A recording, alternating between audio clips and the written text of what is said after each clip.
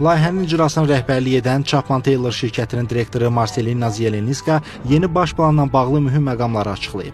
O bildirib ki, Naxçıvan şəhəri həm təmizliyi, həm də sakitliyi ilə diqqət çəkir. Lakin Zəngəzur dəhlizinin açılması perspektivi və regionun strateji mövqeyi nəzərə alınaraq şəhərin daha böyük potensiala hazırlanması vacibdir.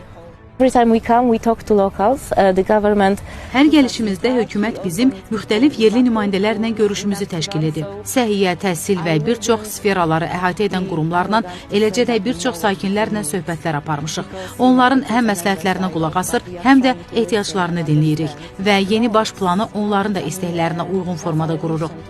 Marcelina Zieleniska'nın sözlərinə görə gələcəkdə Naxçıvan şəhəri əhalisinin 2 qatına qədər insanı qəbul edə biləcək imkanlara malik olacaq. Odur ki, şəhərin yalnız infrastruktur baxımından deyil, inzibati sərhədləri və əhatə dairəsi baxımından da genişlənməsi gündəmdədir.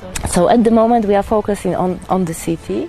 Mərkəz hissələrdə yeni inzibati binaların inşası üçün plan hazırlayırıq. Şəhərdə sıxlığın arta biləcəyini nəzərə alaraq əhalinin daha rahat yaşayışı və istirahəti üçün lazımi infrastrukturun qurulması nəzərdə tutulur.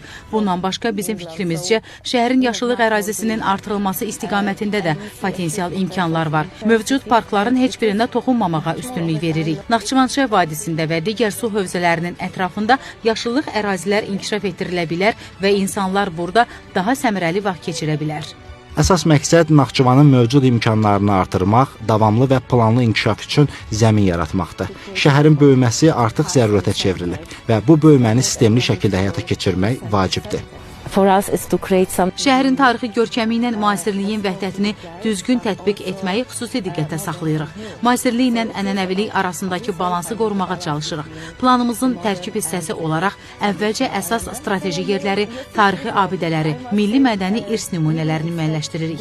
Yeni baş plan çərçivəsində müasir şəhərsalma yanaşmaları tətbiq ediləcək. Yaşayış, nəqliyyat və sosial infrastruktur balanslı şəkildə inkişaf etdiriləcək. Also one of the things we are trying to put in place here. Velosiped zolaqları ilə yanaşı düzgün qurulmuş və təhlükəsiz olan piyada səkiləri, zolaqlar, keçidlər. Bütün bu imkanların hər birinin vətəndaş üçün əlçatanlığı da əsas nüanslardandır. Layihənin yekun nəticəsi olaraq Naxçıvanın daha funksional, dayanıqlı və yaşamaq üçün cəlbedici bir şəhərə çevrilməsi hədəflənir.